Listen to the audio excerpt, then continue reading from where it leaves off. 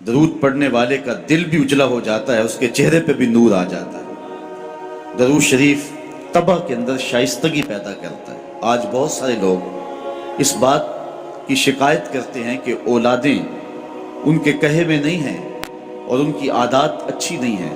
اگر آپ چاہتے ہیں کہ ان کی طبع میں شائستگی اور جمال پیدا ہو جائے اور ان کی عادات میں حسن اور نکھار آ جائے تو ان کو درود کی تسبیح دو۔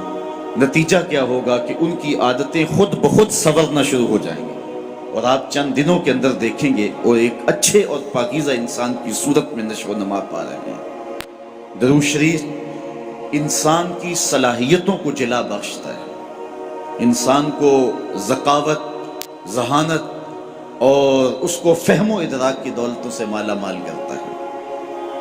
درود شریف کی یہ تاثیر بھی ہے کہ اس سے زبان میں اثر اور رس آ جاتا ہے۔ کسی نے اقبال سے پوچھا تھا کہ تیرے شعروں میں یہ شہد کہاں سے آ گیا؟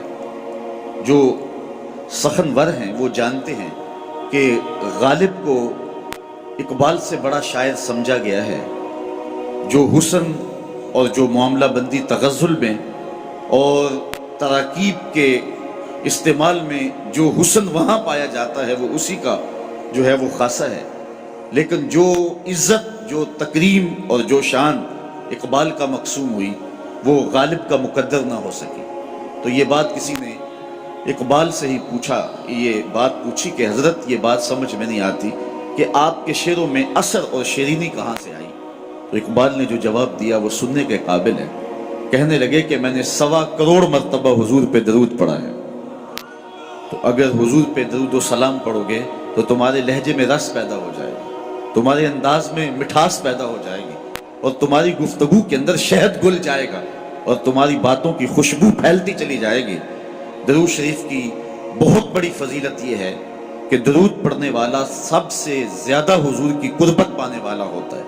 آقا کریم نے فرمایا قیامت کے دن میرے سب سے نیڑے وہ ہوگا جو سب سے زیادہ میرے اوپر درود پڑھنے والا ہو۔ اور اس دور موجود کے اندر درود ہی تو شناخت ہے اہل حق کی، یہی تو شناخت اور پہچان ہے اہل حق کی۔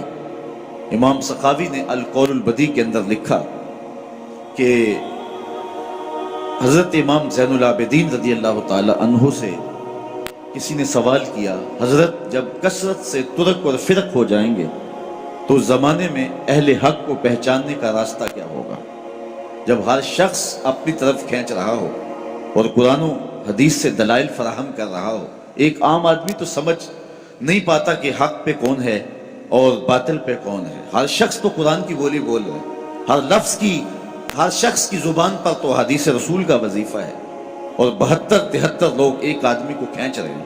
کبھی آپ نے لاری اڈے پہ دیکھا ہے جو کنڈکٹر حال کرتے ہیں سواری کا، ایک بچہ کھینچ کے لے گیا، دوسرا سامان کھینچ کے لے گیا، تیسرے نے خاتون کو بازو سے پکڑا ہے اور اپنی بس کی جانب کھینچ رہا ہے، تو بعض خواتین غصے میں آتی ہے اور کہتی ہیں ہم نے کہیں بھی نہیں جانا، حالانکہ جانا تو کہیں ہوتا ہے، لیکن اتنے لوگ اپنی جانب اس انداز سے بلا رہے ہوتے ہیں کہ سر چکرا جاتا ہے۔ اس طرح لوگ اپنی اپنی جانب دعوت دے رہے ہیں، آواز دے رہے ہیں، بلا رہے ہیں، مختلف ڈھنگ اور مختلف طریقے۔